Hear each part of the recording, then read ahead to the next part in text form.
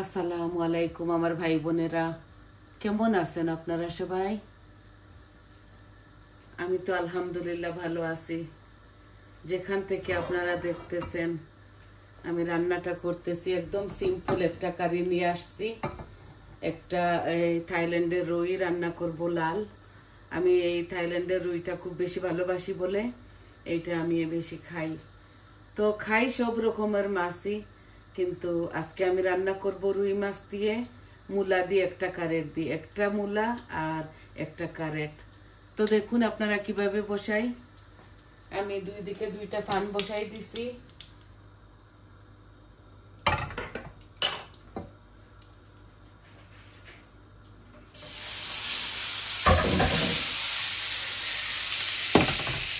এই যে কয়েক পিস মাছ দিব, আমি মূলাটা রান্না করব।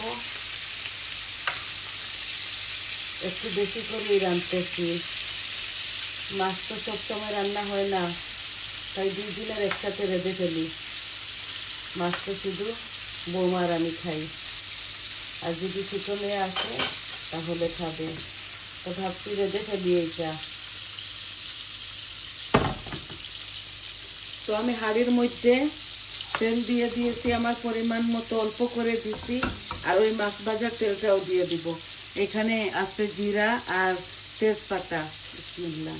আমি বেশি কিচ্ছু দিব না, আমি হালকা পাতলা করে এই রান্নাটা রেঁধে ফেলবো।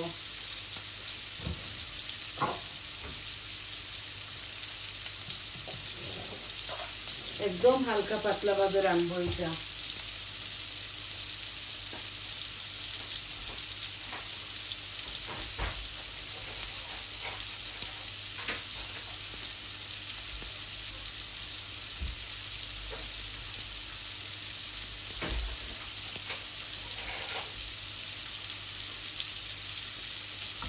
এই যে আমার জিরাটা লাল হয়ে যাচ্ছে,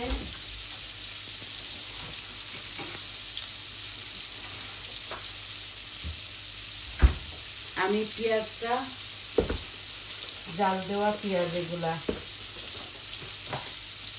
তো আমি আগেও ওই জাল দেওয়া পেঁয়াজ দিয়ে রান্না করবো।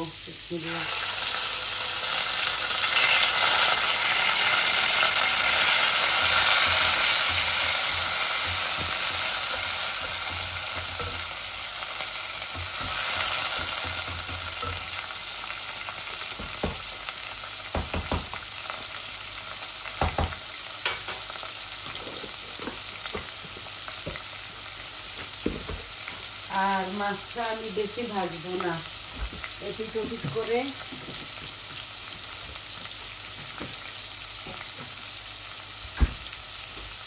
ভেজে ফেলবো। তো আমি পেঁয়াজ দিয়ে দিয়েছি আমার পরিমাণ মতো, লবণ আমি 1/2 চামচ দিচ্ছি, আমি মাছের মধ্যে লবণ দিয়েছি। আর পেঁয়াজ এই গোলানোটা ওইটাতে ইয়ে আছে, লবণ দেওয়া আছে।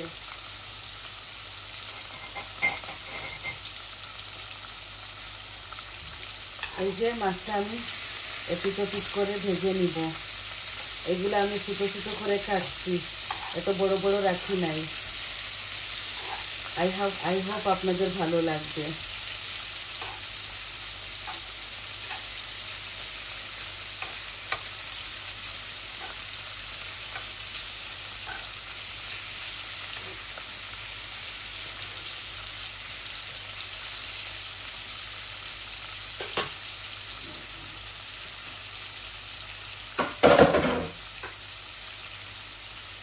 এই দেখুন একটা মূলা আর একটা কারেট এই দিয়ে দিলাম।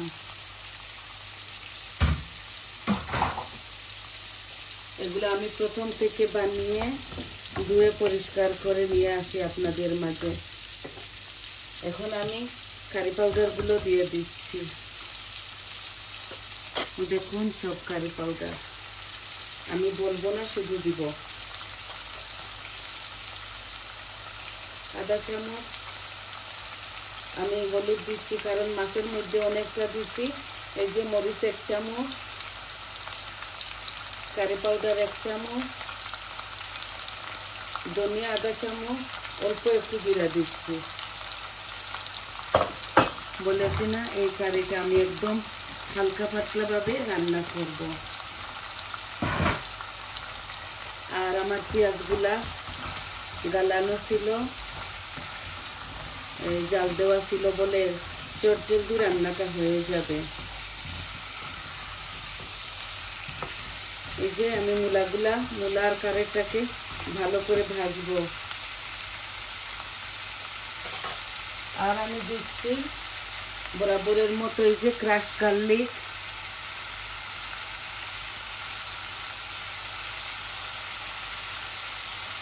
চামচে হাফ চামচ হবে দিয়ে দিলাম। এটা দেওয়ার ধরুন টেস্টটা অনেকটা বাড়িয়ে যাবে। এই আমার মাছগুলা ভাজা হয়ে গেছে। আমি এখন গ্যাসের ফ্লেমটা অফ করে দিচ্ছি। আমি এত বেশি এগুলাকে কড়া করে ভাজি নাই।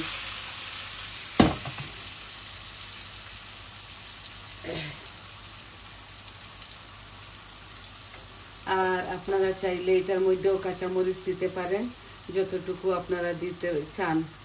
আমি খাবো না বলে দিব না, আমি খাই না কাঁচামরিচ। আর এই যে বানিয়ে রেখেছি ধনে পাতা, এটা নামানোর সময় দিয়ে দিব।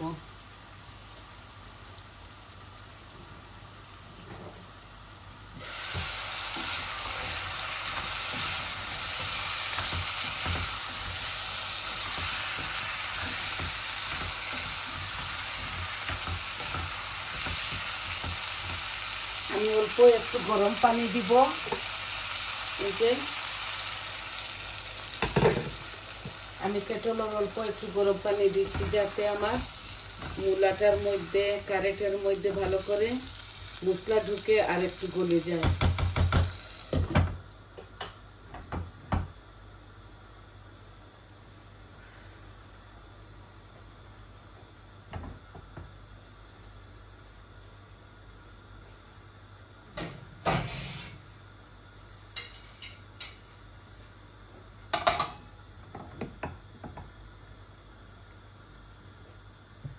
আজকে বৌমা মিট রেঁধেছে সকালে। আমি বলছি মাছটা আমি রাখবো, তুমি মিট রেঁধে ফেলো।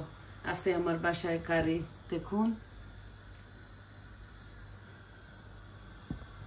শুধু একটা মাছই আপনাদের সাথে শেয়ার করতেছি, মাছ রান্নাটা।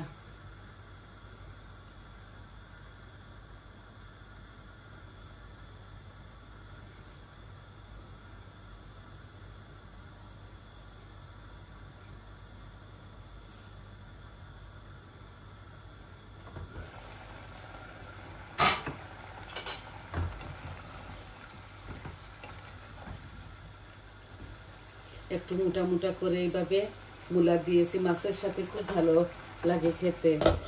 আপনারা একদিন রেঁধে খেয়ে দেখবেন।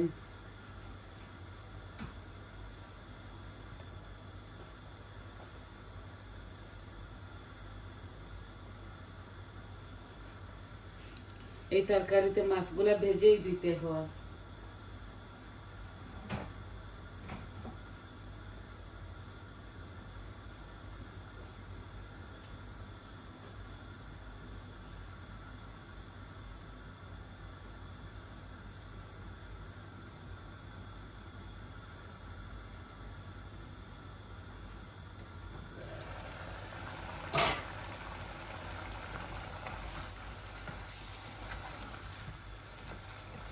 একদম হালকা পাতলা রাঁধতেছি আমি কোনো এখানে জাবড়া বানাই নাই। অল্প পেঁয়াজ দিয়েছি আমার এই একটার অনুপাতে।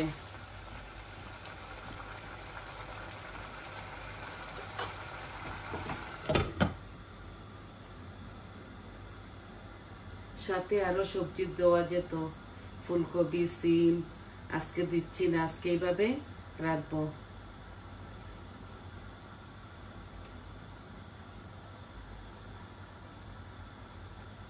আর একটু গলে যাক, তারপর মাছ আর ঝোল একসাথে দিয়ে দিব। আমি এই রান্নাটা চটজলদি করে নিচ্ছি, যাতে আমার ভাই বোনদের, আমার ছেলে মেয়েদের যেন ইজি হয়ে যায় কুকিং, আর চটজলদি হয়ে যায় আপনাদের শিখার জন্য। আপনারা তো পারেন, তাও আমি কি রান্ধি আপনাদেরকে দেখাই। ইদানিং আমি বেশি বেশি রাঁধতেছি না, অল্প অল্প রাঁধতেছি।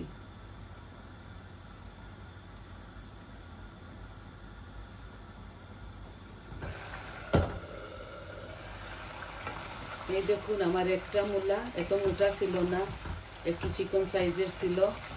এই যে বুনা বুনা হচ্ছে, আর একটু গলে যাক, তারপর আমি মাছ আর ঝোল একসাথে দিয়ে দিব। আর একটু কালারের জন্য একটা কারেক্ট দিয়েছি, শুধু কালারের জন্য। কালারও হবে, মজাও লাগবে, একটু মিষ্টি মিষ্টি লাগবে। আমি কোনো চিনি দিচ্ছি না, এমনিতেই শীতের সবজি তো একটু মিষ্টি মিষ্টি লাগে। আমাদের লন্ডনে এখন পর্যন্ত শীত, ঠান্ডা আছে।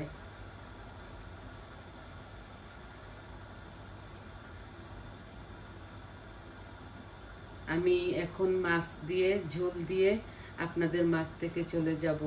আর ধনেপাতা আমি নামাবার সময় দিব। আর এগুলা হতে হতে আরো 10 মিনিট লাগবে। এখন তো 12 মিনিট হয়ে গেছে, কারণ এই মাছের তরকারিটা যত জাল খাবে তত মজা লাগবে। যে কোনো তরকারি আমি যদি প্রথম থেকে বানানো, কাটা, বানানো, ধোয়া এগুলা দেখাই, আমার 1 ঘন্টা লেগে যাবে।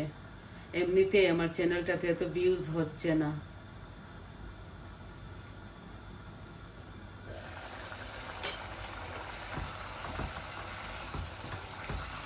এই দেখুন হাফ হয়ে গেছে, গলে গেছে অনেকটা।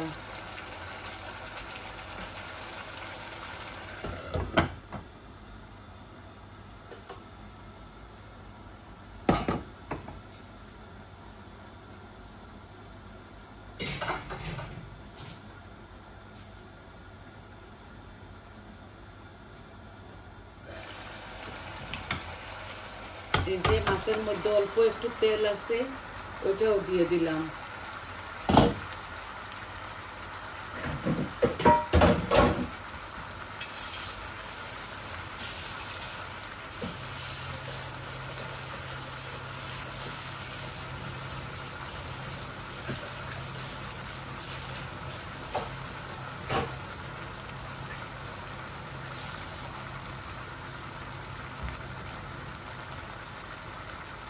এই যে 1 কাপ, আমি 1 কাপ পানি দিচ্ছি, লাগলে আর একটু দিব।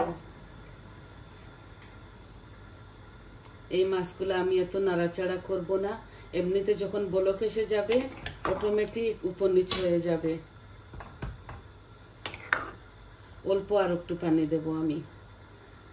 আমরা গরম পানি দিয়ে রান্না করি তো, কারণ শীত প্রধান দেশে আমরা সবকিছু গরম পানির সাহায্যে করি। এই যে 1.5 কাপ, এই কাপে 1.5 কাপ হবে পানি দিয়েছি।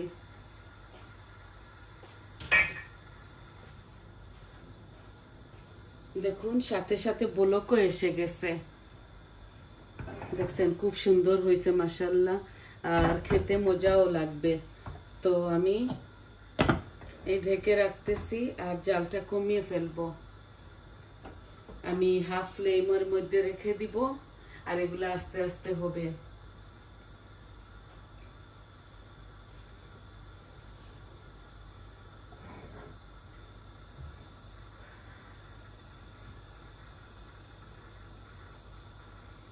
গরম পানি দেওয়ার দরুন দেখুন সাথে সাথে বলক এসে গেছে।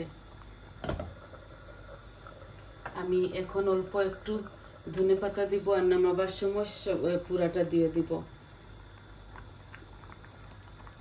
এই দেশের ধনেপাতার মধ্যে একটু ঘ্রাণ নাই। কাঁচামরিচ আপনারা স্বাদ অনুযায়ী দিবেন। এই যে বাকিগুলা পরে দিব নামাবার সময়।